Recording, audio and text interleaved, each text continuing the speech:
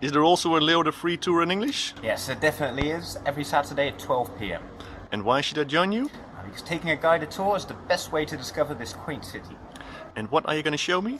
I'm going to show you street art, cute shops and art galleries. I'm going to show you some hidden spots that you wouldn't otherwise be able to find. I'm going to tell you loads of humorous stories relating to Leeuwarden history. For example, what happened when we tried to build the biggest church tower of the Netherlands.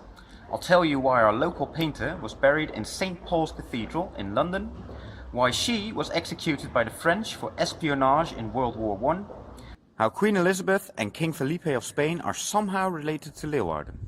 And I'll show you where this famous graphic artist was born. And how long does the tour last? The tours take about 1.5 hours. And how much does it cost? It's a free tour, so at the end of the tour you can decide to pay us whatever you think the tour was worth. Is it still any good?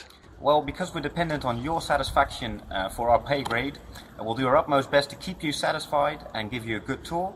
And if you don't believe us, check out TripAdvisor, because we've been the best rated tour in Leeuwarden for the past 5 years.